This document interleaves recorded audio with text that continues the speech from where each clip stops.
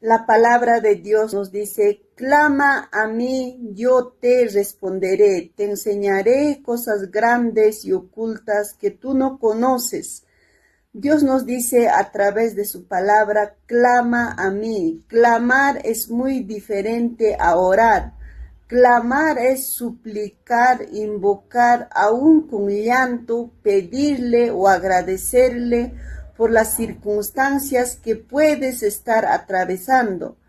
Y Él nos dice, yo te responderé. Dios nos va a responder nuestro clamor si le clamamos de corazón, si le clamamos con un corazón contrito, humillado, reconociendo nuestros errores, reconociendo nuestros pecados.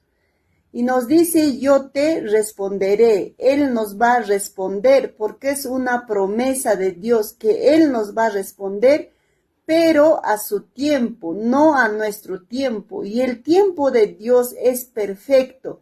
Muchas veces nos cansamos de clamar, de pedir, de suplicarle, porque no vemos la respuesta. Es que es al tiempo de Él, no es a nuestro tiempo. No te canses de clamar, que Dios nos dice en su palabra, yo te responderé. Y nos dice, te enseñaré cosas grandes y ocultas. Cuando nos dice que nos va a enseñar cosas grandes, son cosas que ojos carnales no lo ha visto, solamente lo ha visto ojos espirituales. Y esas cosas grandes son bendiciones para tu vida espiritual en primer lugar, luego para tu vida física. Te enseñaré cosas grandes y ocultas.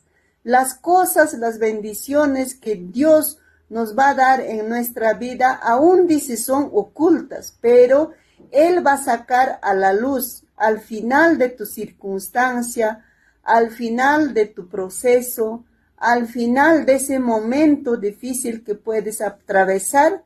Solamente Dios te da la luz, solamente Dios te puede bendecirte, solamente Él te puede dar las nuevas fuerzas. La ayuda, si tú le clamas, viene de Dios. Por eso nos dice su palabra en este día, clama a mí, yo te responderé. Te enseñaré cosas grandes y ocultas que tú no conoces. Nosotros no lo conocíamos, no lo podíamos ver con nuestros ojos espirituales. Cuando clamas, Dios te va a responder y nos va a enseñar cosas grandes. Es como decir, si la persona está preparado en la vida, las oportunidades llegan. Y así también, si le clamamos, Dios nos va a responder.